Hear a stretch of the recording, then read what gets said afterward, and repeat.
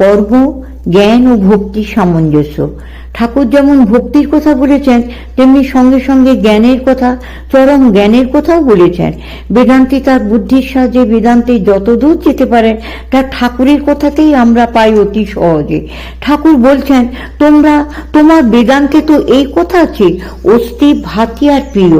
এই অস্থি ভাতি প্রিয় নিয়ে তুমি বিচার করছো।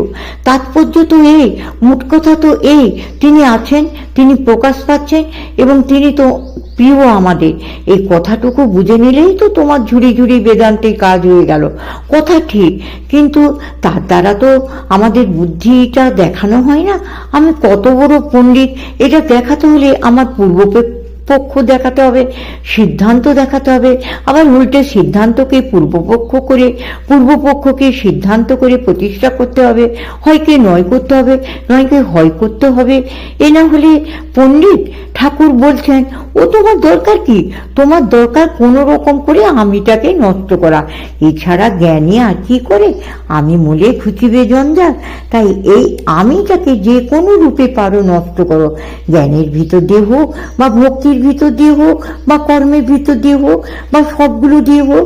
ঠাকুর উপমা দিচ্ছেন, শেকড়ারা যে সোনা গোলাবার সময় উঠে পড়ে লাগে, এক হাতে হাঁপড়, এক হাতে পাখা, মুখে ঝং, যতক্ষণ না আগুনটা খুব জোর হয় সোনাটা গলে।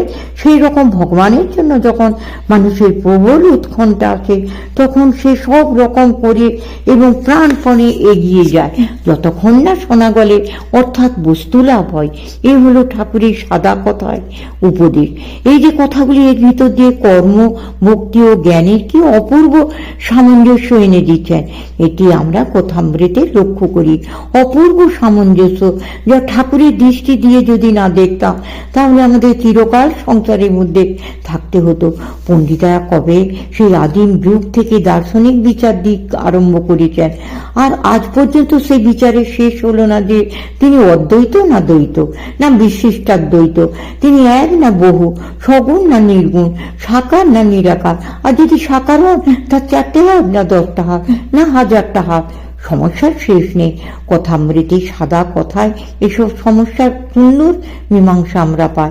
এত সহজ সমাধান যে আমরা সকলেই বুঝতে পারি। আমরা আজকাল সর্বজনীনতার কথা বলি সকলের পক্ষে উপযোগী সব জিনিস দিতে হবে। ঠাকুরের উপদেশের মতন এমন সর্বজনীন উপদেশ খুঁজে পাওয়া কঠিন। তাঁর উপদেশ একসঙ্গে পণ্ডিত এবং মূর্খ উভয়কে তৃপ্তি দেয়, ভক্ত, জ্ঞানী, কর্মী সকলকে সমানভাবে উদ্বুদ্ধ করে। নাস্তিককে পর্যন্ত বাদ দেয় না।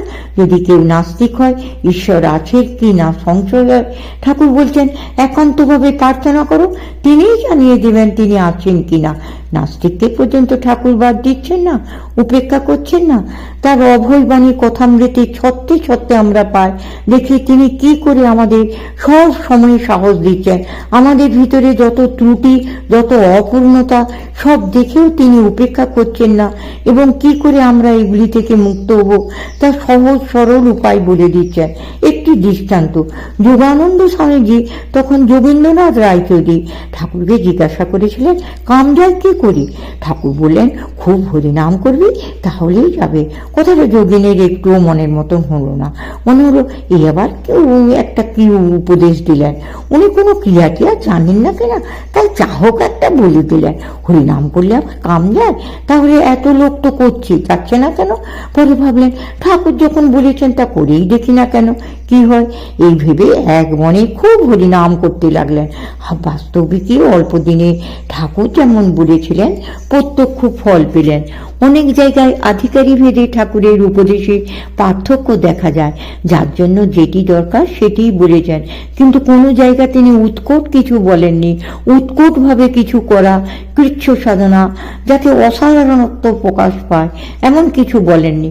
বরং বলেছেন অসাধারণত্ব কিছু রাখবে না, সরলভাবে থাকবে এবং তিনি নিজে সহজ সরলতার দৃষ্টান্ত।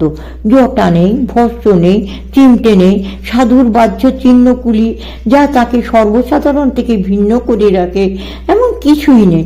কিন্তু যারা তার কাছে আসছে, যত তার কাছে এগোচ্ছে দেখছে তিনি তত দূরে, যত তার দিকে এগোচ্ছে তত তার ভিতরে বিশালতার পরিচয় পাচ্ছে। এই হলো তার অদ্ভুত বৈশিষ্ট্য। ঠাকুর নিজে যেমন সহজ, তার উপদেশগুলিও সেই রকম সহজ। এই সহজ উপদেশের ভিতর দিয়ে তিনি আমাদের আকর্ষণ করছেন। ভগবানকে পাওয়ার পথ তিনি সুগম করে দিয়েছেন, সরল করে দিয়েছেন।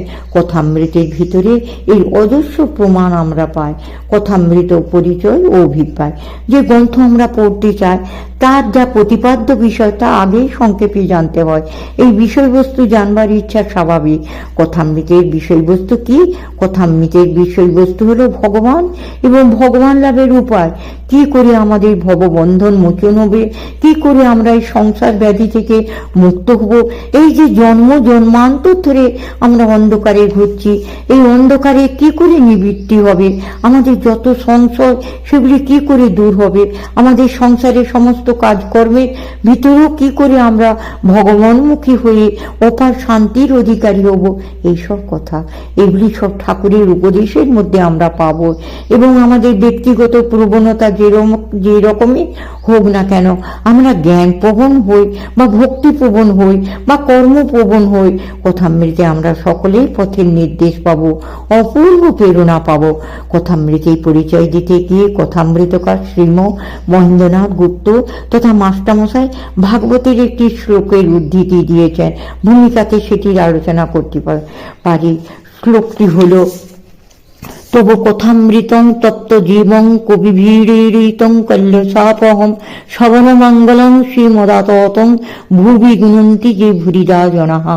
তোমার এই যে কথারূপ অমৃত কিরকম না, তপ্ত জীবনও, সংসার তাপে তপ্ত যে মানুষ, মৃত পায় দগ্ধ যে মানুষ, পুড়ে মরছে যে মানুষ, তার কাছে জলস্বরূপ, তার সমস্ত যন্ত্রণার অবসান করে তাকে জন্ম মৃত্যুর হাত থেকে, সংসার চক্র থেকে বাঁচায় এই কথারূপ অমৃত।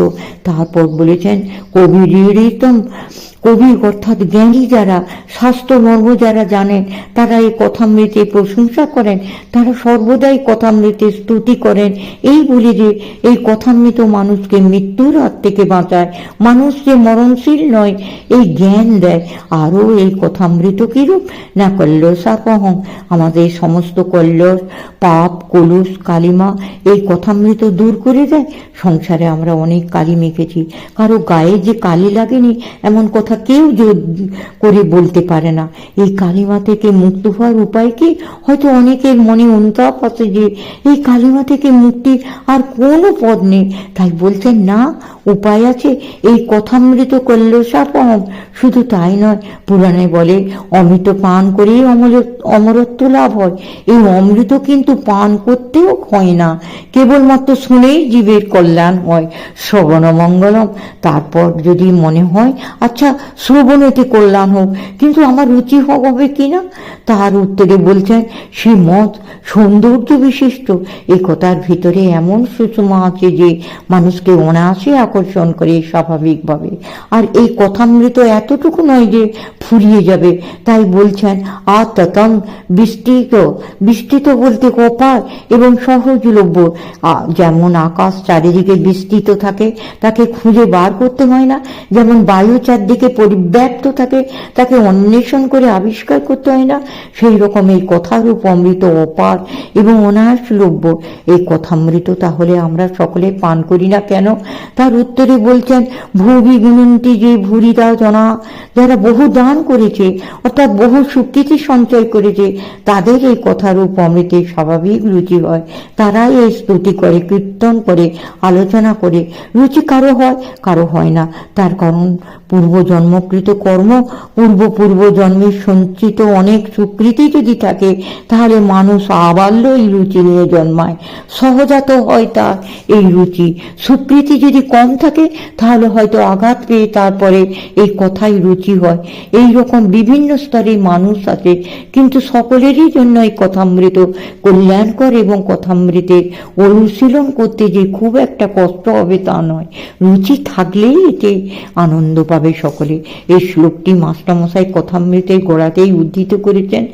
বইটির নাম শ্রী শ্রী রামকৃষ্ণ কথামৃত কেন রাখলেন তা যেন ভাগবতের এই শ্লোকটি উদ্ধার করেই জানিয়ে দিচ্ছেন।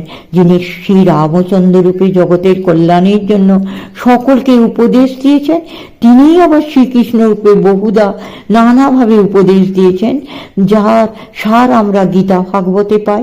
তিনি আবার শ্রী রামকৃষ্ণ রূপে সকলে সহজবোধ্য হয়, এমন করে এই কথামৃত এখন বলছেন। এই কথাটুকু আমরা মাস্টারমশাই এই শ্লোকটির উদ্ধৃতি দেওয়ার অভিপ্রায় বলে মনে করি ক্রমশ।